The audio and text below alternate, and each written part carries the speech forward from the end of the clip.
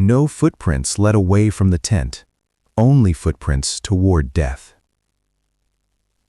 On a frozen slope deep within the northern Ural Mountains, 9 experienced hikers fled their shelter in the middle of the night. Some were barefoot, some wore only underwear. The temperature was nearly -30 degrees Celsius. There was no storm powerful enough to tear their tent apart, no signs of struggle with another human being. And yet, by morning, all 9 would be dead. What happened on that mountain in 1959 remains one of the most chilling and unresolved mysteries in modern history. This is the true story of the Dyatlov Pass Incident. In January 1959, the Soviet Union was locked in the grip of the Cold War. Information was tightly controlled, borders were sealed, and secrecy was a way of life. In this environment, 10 young hikers from the Ural Polytechnic Institute planned an ambitious winter expedition. Their goal was to reach Mount Otorten, a remote and treacherous peak whose name in the local Mansi language ominously translated to "Do not go there." The group was led by Igor Dyatlov, a 23-year-old engineering student known for his calm leadership and exceptional outdoor skills. All members of the team were experienced hikers and skiers, classified at the highest level of trekking certification available in the Soviet Union. They were not reckless amateurs. These were disciplined, trained individuals who knew how to survive in extreme conditions. The group consisted of 8 men and 2 women, all in their early 20s, except for one World War II veteran in his late 30s. On January 23, 1959, they boarded a train, full of excitement and confidence. They laughed, sang songs, took photographs, and wrote in their journals. None of them suspected that these cheerful notes would soon become haunting last records. A few days into the journey, one member, Yuri fell ill with severe joint pain and was forced to turn back. It was a decision that saved his life. The remaining 9 continued into the wilderness, unaware that Yudin would be the last person to see them alive. As the group moved deeper into the Ural Mountains, conditions worsened. Snowstorms reduced visibility. Temperatures dropped further.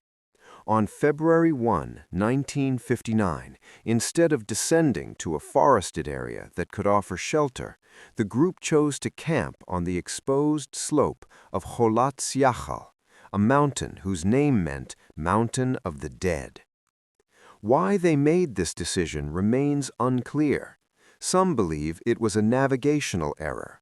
Others suggest they intentionally camped there to gain experience under extreme conditions.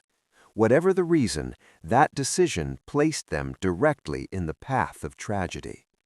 That night, something happened. We do not know what woke them.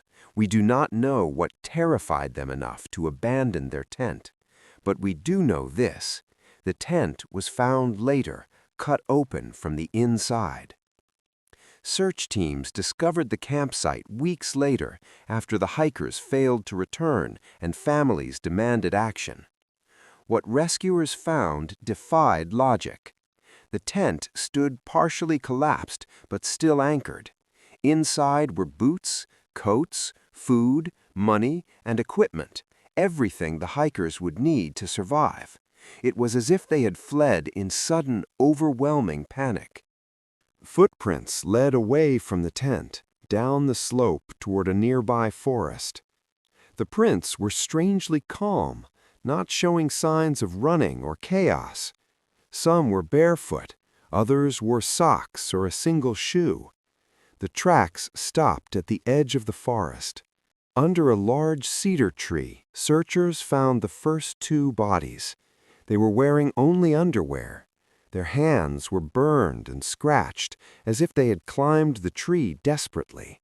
Above them, broken branches suggested someone had climbed high, perhaps to look back toward the tent or to escape something unseen. Between the tree and the tent, 3 more bodies were discovered over the following days. They appeared to have been trying to return to the campsite. Their posture suggested exhaustion and collapse. They froze to death within sight of safety they never reached. But it was the final 4 bodies, found months later under deep snow in a ravine, that transformed this tragedy into a mystery. These hikers were better dressed, possibly wearing clothes taken from their deceased companions, but their injuries were horrific. One had massive skull fractures, another had crushed ribs, injuries compared by medical examiners to those caused by a car crash. One woman was missing her tongue, her eyes, and part of her face.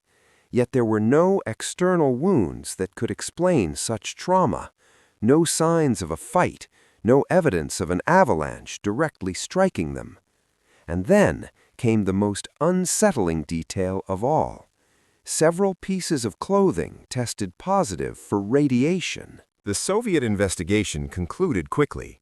The official cause of death was listed as a compelling natural force. The case was sealed. Files were classified. Families were told not to ask questions. The area around the incident was closed to the public for years. But questions refused to die. Why would trained hikers cut their way out of a tent instead of using the entrance? What force could cause such severe internal injuries without external damage? Why was there radiation on their clothes? And why did the Soviet government rush to silence the case? Over the decades, theories multiplied.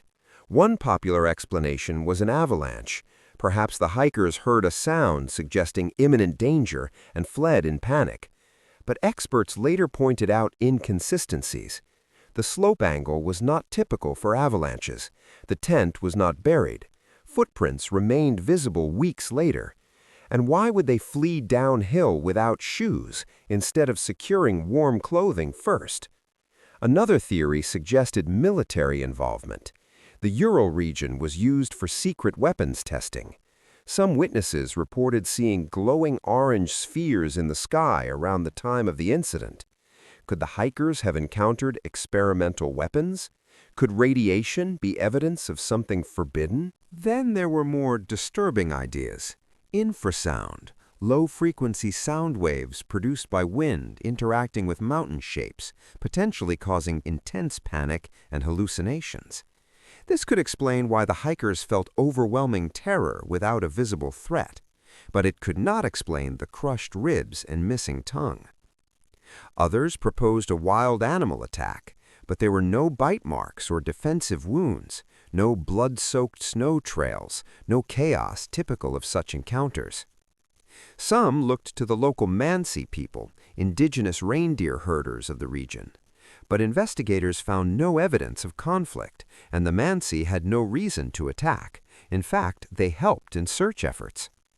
Perhaps the most chilling possibility is that the hikers experienced something we still do not fully understand, an interaction of natural forces, psychological stress, and extreme environment that pushed the human body and mind beyond known limits. Years passed. Survivors aged. Files gathered dust. Then, in the late 1980s, as the Soviet Union collapsed, previously sealed documents emerged. Photos, witness statements, and journals became public. Instead of answers, they revealed deeper contradictions. One investigator later admitted he was pressured to close the case. Another revealed that high-ranking officials visited the site unexpectedly. Why? In 2019, Russian authorities reopened the investigation, stating they would finally resolve the mystery. After months of study, they concluded once again that an avalanche was to blame. Many were not convinced. Computer simulations supported the possibility of a delayed slab avalanche, but critics argued the explanation still failed to account for key details: radiation, missing organs, and the long delay before the hikers attempted to return to the tent. To this day, Dyatlov Pass remains a place of silence and unease. Visitors report strange feelings. Compasses malfunction. The wind howls through the mountains like a warning. Yuri Yudin, the lone survivor, lived with guilt for decades. He kept the group's belongings and often said he wished he had died with them. Before his death in 2013, he admitted the truth might never be known. Maybe that mountain does not give up its secrets. 9 intelligent, capable young people did everything right, yet still met an end so strange that history itself seems unsure how to explain it.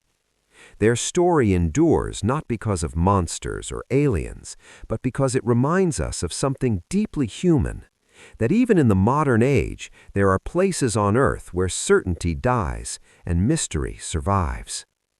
And somewhere in the frozen Urals, the wind still moves across a slope where footprints once led into the dark and never came back.